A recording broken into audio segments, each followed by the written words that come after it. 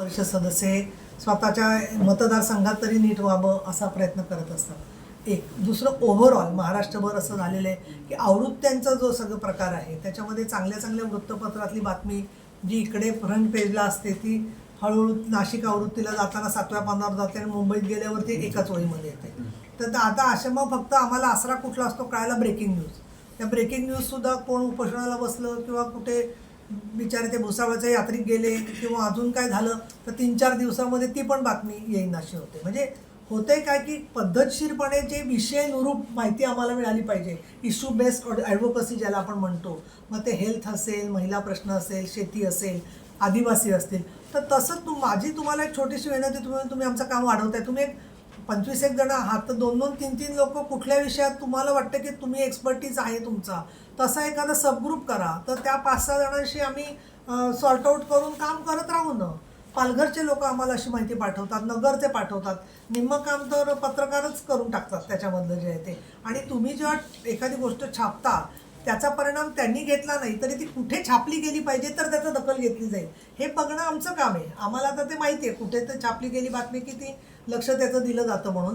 आणि दुसरं असं आहे की काही लोक घेत नसतील कारण त्यांना असं वाटत असेल की अमुक एका निवडणुकीच्या वेळेला अमुक एक तंत्र वापरलं की मला यांनी सांगितलं काय मटण दारू अमकं ढमकं, तर या सगळ्या गोष्टी अशा केल्या की सगळं परत 5 वर्ष तेच चालू आहे. तर मग माणूस बोथट होतो. कारण का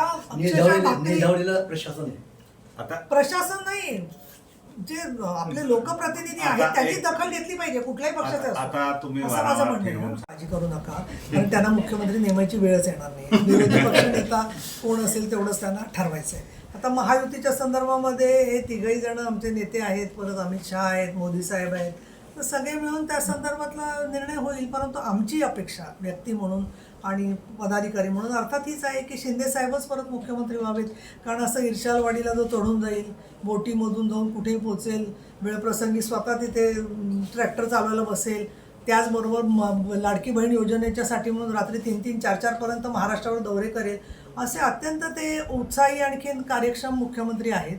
आणि तुमच्यासाठी पत्रकार कोण आजारी पडलं तर माणूस त्यांच्याबद्दल इतकं प्रेम आहे त्यांच्या मनामध्ये की ते प्रत्येक ठिकाणी धावून जात असतात. त्याच्यामुळे आम्हाला स्वतःला असं वाटतं की ते असतील तर देवेंद्र फडणवीस आणि अजितदादा पवारही पुढच्या काळात मान्य करावेत अशी आमची त्यांना अपेक्षा राहील. नंदुरबार जिल्ह्यात वैद्यकीय उच्च शिक्षण विभाग आणि आरोग्य विभागाची बैठक आम्ही घेतली, त्याच्याही बातम्या तुम्हाला पाठवलेल्या आहेत. DGIPRनी त्याच्यामध्ये रिक्त पदं भरावीत, त्याच्यानंतर ॲम्ब्युलन्सची संख्या वाढवावी.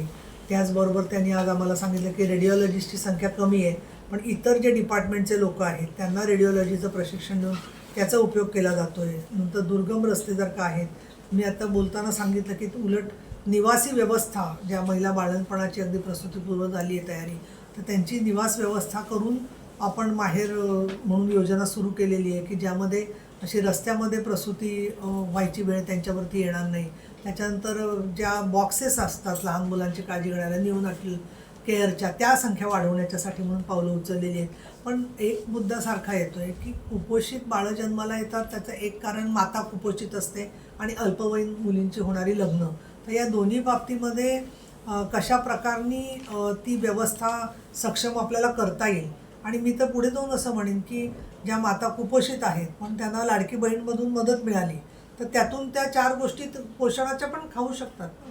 त्यामुळे हेतू अप्रत्यक्षरित्या ते उत्तर प्रत्येक स्त्रीने तिच्या परिस्थितीनुसार त्या निधीचा उपयोग करायचा आहे. त्या 1,500वरती कुठलंही बंधन नाही आहे की तुम्ही त्याच्यामधून भाकरी खा का हिरवी भाजी खा का अजून काही खाल्लं तर तेवढं तिला शक्य होऊ शकतं. आणि रेशनच्या खेरीजसुद्धा बाकीच्या काही गोष्टी पोषणाच्या तिला मिळाल्या तर नक्कीच तुम्हाला आरोग्यावरती परिणाम चांगला झालेला दिसेल. परंतु यामध्ये सुद्धा ॲम्ब्युलन्ससाठी अजून निधी उपलब्ध करून देण्यासाठी दोन्ही डिपार्टमेंट्स हे वैद्यकीय शिक्षण आणि आरोग्य या दोघांचाही माझा सातत्याने पाठपुरावा चाललेला आहे आणि आम्ही त्या दृष्टीने जरूर प्रयत्न करतो आहे. दुर्गम रस्ते आणखीन लोकांना प्रत्येक ठिकाणून पोचण्याच्यासाठी ज्या अडचणी येऊन आज 4 उपरुग्णालयं आणखीन जिल्हा रुग्णालयांच्या संदर्भामध्ये आज मी तिथे भाषणामध्ये सांगितलं. 2 तालुक्यात 2 मंजूर झाले, 2 आता मंजूर होते. अक्कलकोवाला जिल्हा उपरुग्णालय झाला, खापरला तालुका रुग्णालय झाला आणि पिंपळकुटाला आता म्हणूनच हे चाललेलं आहे. हा जो विषय चांगला आहे. तुम्ही म्हणता एखाद्या हत्तीसारखं आपण जर का धरलं की कोणी शेपूट बघते, कोणी डोळे बघते, कोणी पाय बघते, असं नसतं. त्या ठिकाणचे विभागीय आयुक्त, जिल्हाधिकारी आणि पालकमंत्री हे तिघं मिळून खरं प्रशासन ठरतं. तर हे असे जे मेन मुद्दे असतात, जे पत्रकार मांडत असतील किंवा अजून समाजातले घटक मांडत असतील, तर त्याची दखल त्यांनी घेतली पाहिजे असं मला स्वतःला वाटतं. आणि मी स्वतः या संदर्भामध्ये बाईक ॲम्ब्युलन्स ज्या असे ठेकेदार ओरिएंटेड म्हणजे ठेकेदाराकडून घेतले असतील आणि त्याच्याकडून परत घेऊन जर का पैसे त्यांनी परत दिले असतील तर गोष्ट वेगळी. पण अशा जर का गोष्टी होत असतील तर याचा अर्थ समोर एक ठेकेदार दिसतोय पण त्याच्या मागे कोणाचा तरी हात असू शकतो. 100% पण नाही. म्हणजे शब्दशः हात असू शकतो. हे काढा असं सन्मानाने आपले केंद्रीय दळणवळण मंत्री पण बोलले होते की अनेक गाड्या अशा आहेत की त्या 10 वर्षापूर्वीच भंगारात काढल्या होत्या. पण आज आपल्या स्वतःच्या गाड्यासुद्धा आपण अनेक जण 10-10 वर्ष वापरतो. त्यामुळे आपण काय मोटार कंपन्यांचा फायदा करून देण्यासाठी बसलेलं नाही आहे. त्यामुळे खरंच कुठली भंगारात काढली पाहिजे गाडी आणि कुठली दुरुस्त होऊन चालू शकते जवळच्या अंतराला, या सगळ्याचं ऑडिट पाहिजे ना.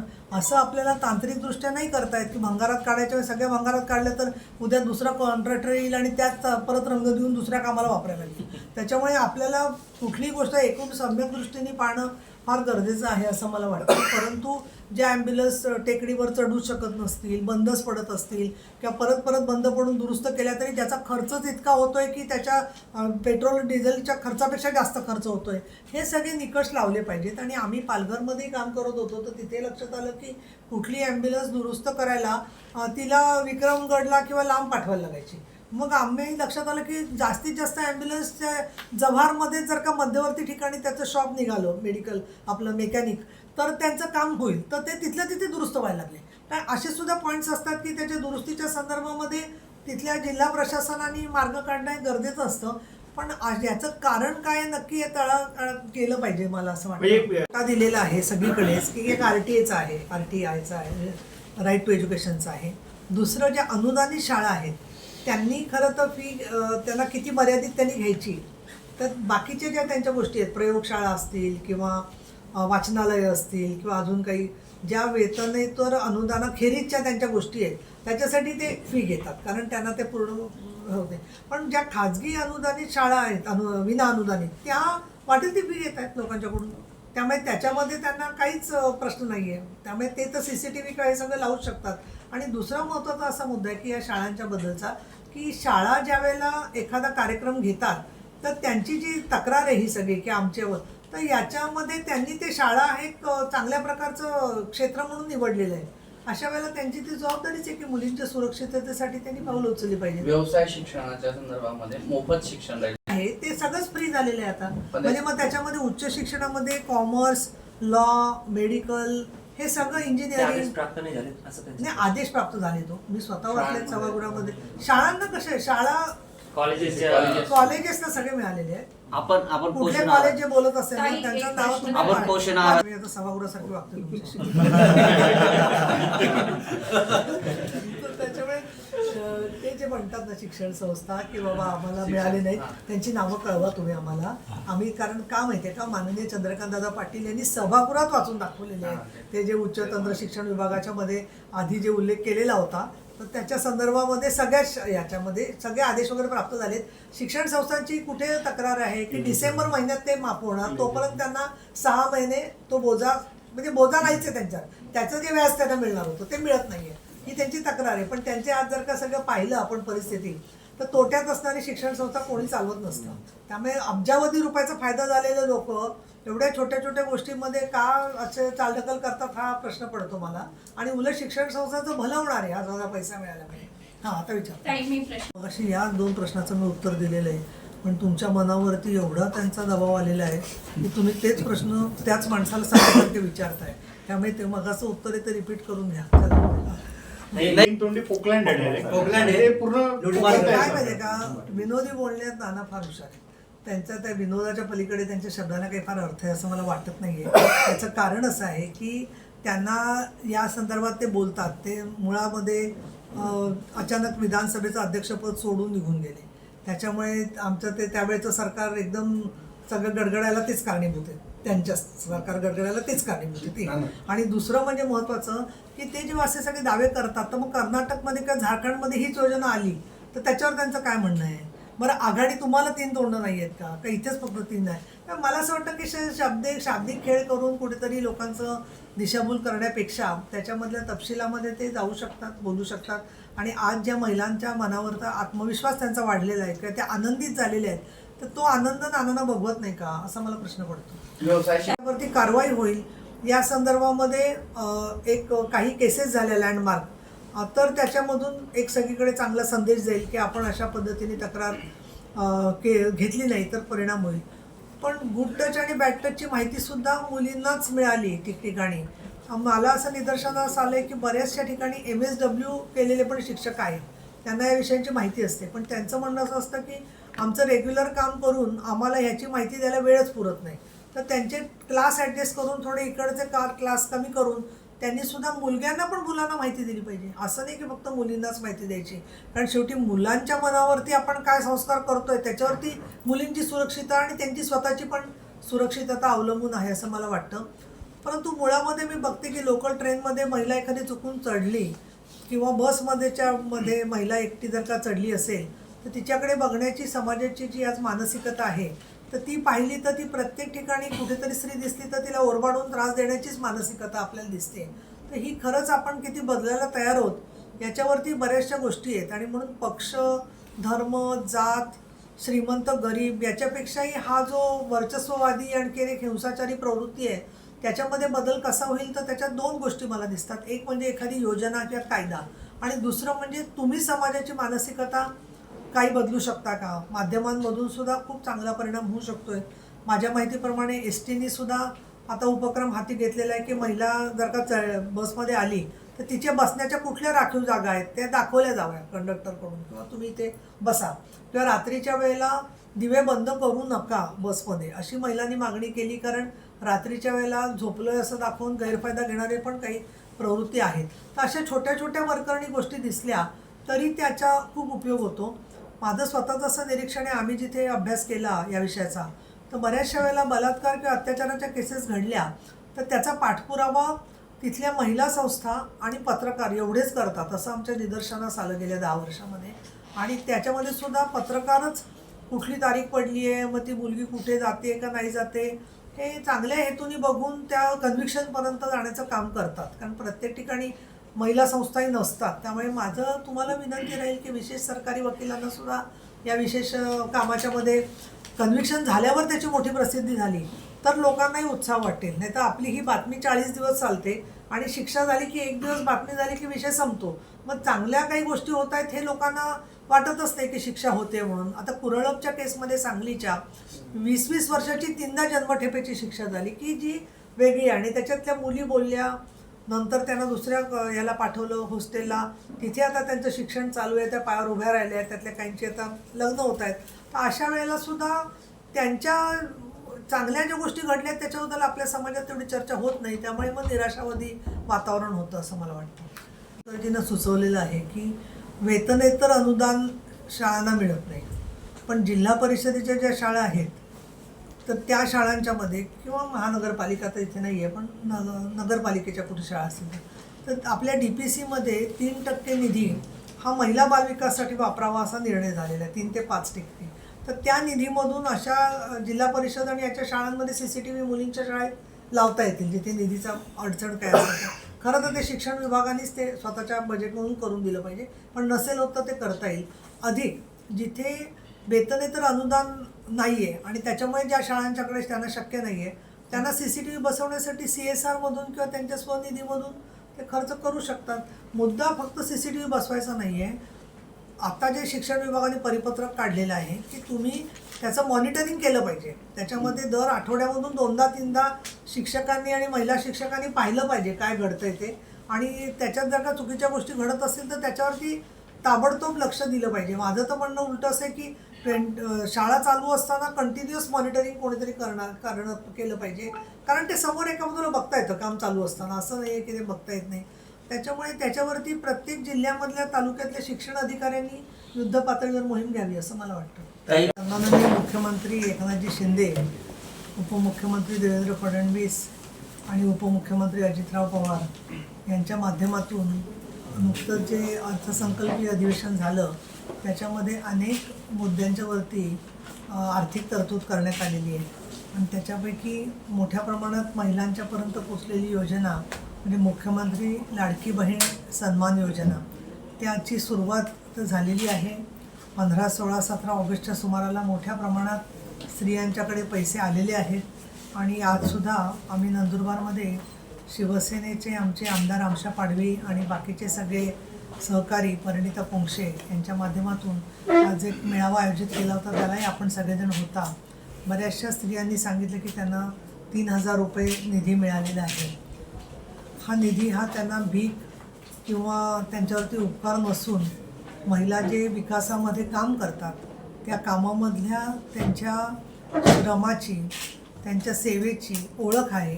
त्यांच्या अस्तित्वाच्यासाठी आत्मविश्वास त्यांचा वाढावा आणि आत्मविश्वासाबरोबर सक्षमीकरणाचं एक पाऊल म्हणून ही पावलं उचललेली आहे. आणि म्हणून स्त्रियांचा हा अधिकार म्हणून महिलांचा अधिकार म्हणजे महिलांचा सन्मान अशा प्रकारची भूमिका एकनाथजी शिंदे यांनी घेतलेली आहे. आणि त्याच्यानुसार आपल्याला कल्पना आहेच की अनेक ठिकाणी नाशिक, पुणे, आज यवतमाळ, संभाजीनगर, सिल्लोड, जळगाव अनेक ठिकाणी हे मेळावे झालेले.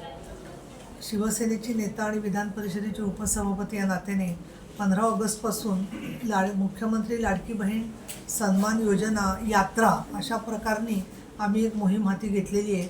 आणि त्याच्यामध्ये 8 जिल्ह्यांची जबाबदारी माझ्यावर होती.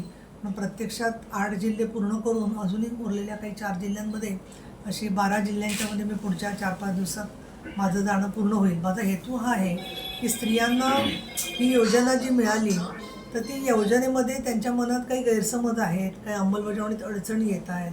आता जसं धडगावला झालं की गर्दीमध्ये थोडं महिलांना त्रास झाला, तर या बाबतीमध्ये सुद्धा प्रशासनाने सतर्क राहावं जेणेकरून बँकांच्याकडून योग्य पद्धतीने आणि स्त्रियांना त्रास होणार नाही अशा प्रकारे ते पैसे त्यांच्यापर्यंत पोचावेत. दुसरा महत्त्वाचा मुद्दा आहे की स्त्रियांच्यामध्ये गैरसमज काही होत आहेत, काही केले जात आहेत की हे पैसे बंद होतील का किंवा हे पैसे जे दिले ते कशासाठी दिलेले आहेत, तर त्याची उत्तरं त्यांना द्यावी. तिसरा प्रश्न विचारला जातो आहे की 1,500 काय होणार, 3,000 काय होणार. तर हे जे एक ज्याला आपण म्हणू चुकीचा समज पसरवला जातो आहे, तर हा एक त्यांना मदत म्हणून केलेला आहे. आणि हे काही शेवट नाही आहे योजनेचा, त्याच्यामधून अजूनसुद्धा काही महत्त्वाचे मुद्दे समोर येतील. चौथा प्रश्न विचारला जातो आहे महिला लाडक्या बहिणींचा सन्मान कशाला, आम्हाला ते पैसे नको, सुरक्षा मिळाली पाहिजे. तर सुरक्षेच्या अनेक योजना सरकारने केलेल्या आहेत. मुळामध्ये दोषसिद्धीचा रेट वाढवणं आणि विशेषतः जे महिलांच्यावरती अत्याचार होऊन त्यांचे खून होतात किंवा बलात्कार होतात त्याच्यासाठी हा फक्त सरकारचा विषय नाही आहे.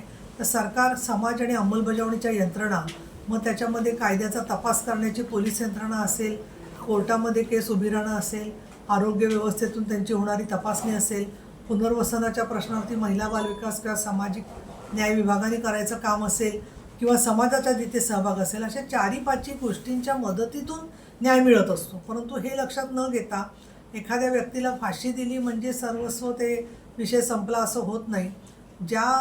अनेक असेही गुन्हेगार असतात की जे गुन्हा करतात परंतु तो गुन्हा सापडतच नाही. 300 मुलींचे विनयभंग केलेले गुन्हेगार हे आता 4-5 वर्षापूर्वी सापडलेले आहेत. काही लोकांनी वेबसाईटवरून फसवून 65 लग्न एकेका माणसांनी केली आहेत, अशी सुद्धा उदाहरणं आणि केसेस आपल्याकडे आलेले आहेत. सायबर क्राईमचं प्रमाण वाढते.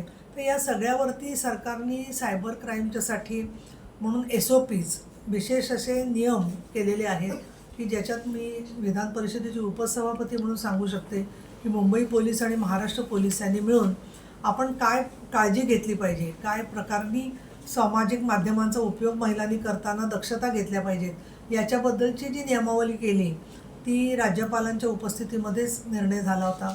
मुंबई पोलीस आणि महाराष्ट्र पोलीस मिळून त्यांनी तयार करून माझ्यासमोर सादर केली. त्याच्यात आम्ही दुरुस्त्या केल्या, सभागृहात त्या मांडल्या गेल्या आणि नंतर देवेंद्रजी फडणवीस यांनी त्या शासनाने स्वीकारल्या, अशा पद्धतीचं निवेदन केलं. हे एक मी उदाहरण आपल्याला दिलं.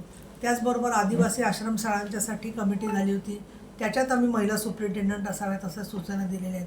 परंतु होतं आहे काय की अंमलबजावणीच्या ज्या यंत्रणा आहेत त्या मजबूत करणं जेवढं गव्हर्नमेंटचं काम आहे तेवढं जिल्हा स्तरावरचे जे अधिकारी असतात त्यांच्याकडून त्याची काटेकोर अंमलबजावणी व्हायला पाहिजे. आणि ही जिल्हावार काटेकोर अंमलबजावणी होत असताना स्थानिक पातळीवरचे आमदार, स्थानिक पातळीवरच्या सामाजिक संस्था, बाकीच्या सर्व महिला दक्षता समितीच्या कार्यकर्त्या यांचा सहभाग त्याच्यामध्ये वाढवला पाहिजे. तर त्या सगळ्या प्रिव्हेन्शनच्या यंत्रणा ज्या आहेत त्या मजबूत होऊ शकतील. आणि या दृष्टिकोनातून ह्या गैरसमज दूर करण्यासाठी या संवादाचा अतिशय चांगला उपयोग होतो आहे. आम्ही एक महिलांच्या या योजनांची माहिती देणारा रथ सुद्धा तयार केलेला आहे. तोही आम्ही लवकरच एक 8-10 दिवसात इथे पाठवणार आहोत आणि तो महाराष्ट्रात सगळीकडे स्त्रियांशी संवाद हा साधला जातो आहे. याच्याकरिता विधानसभेच्या निवडणुका जवळ